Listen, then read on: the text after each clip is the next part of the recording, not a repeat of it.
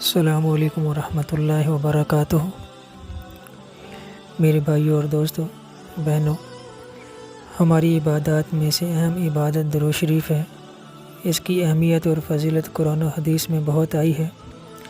چنانچہ اللہ تعالیٰ فرماتے ہیں، اللہ اور اس کے فرشتے نبی صلی اللہ علیہ وآلہ وسلم پر درود بھیجتے ہیں۔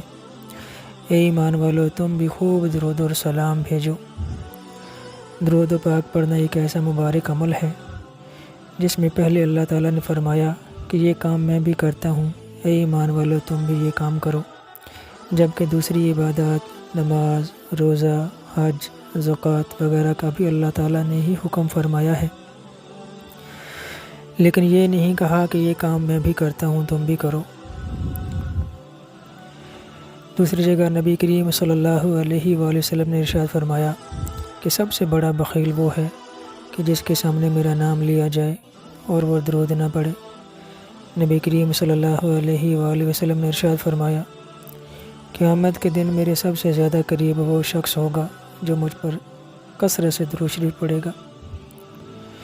تو میرے بھائیو اور دوستو، اس سے نبی کریم صلی اللہ علیہ وآلہ وسلم کی شان جو اللہ پاک نے ظاہر فرمائی ہے، اور اس کا جو علم ہے وہ اللہ پاک کو ہی ہے۔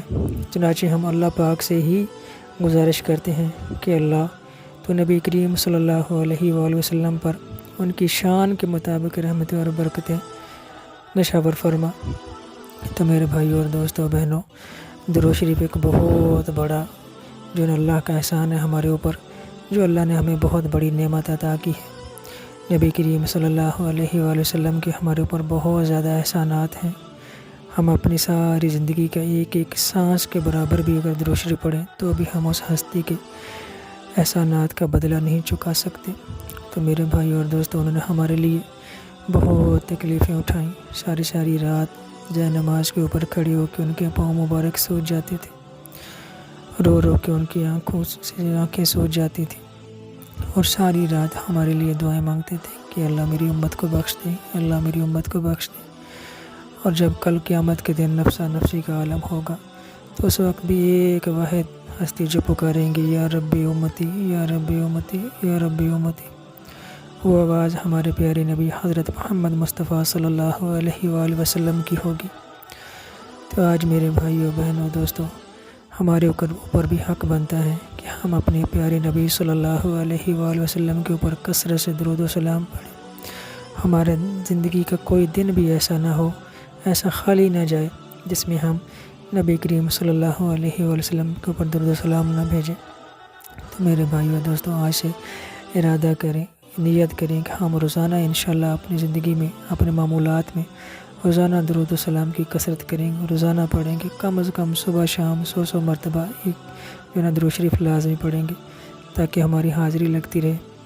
ایک دوسری حدیث میں آپ صلی اللہ علیہ وآلہ وسلم فرمایا کہ جو شخص مجھ پر درود شریف پڑھنا بھول گیا، گویا کہ وہ جنت کا راستہ بھول گیا۔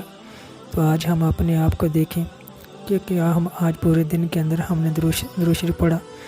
اگر پڑھا ہے تو اس میں مزید اللہ سے دعا مانگنی چاہیے کہ اللہ ہمیں مزید توفیق عطا فرما، اور اگر نہیں پڑھا تو فکر کرنی چاہیے اور اللہ سے توفیق مانگنی چاہیے۔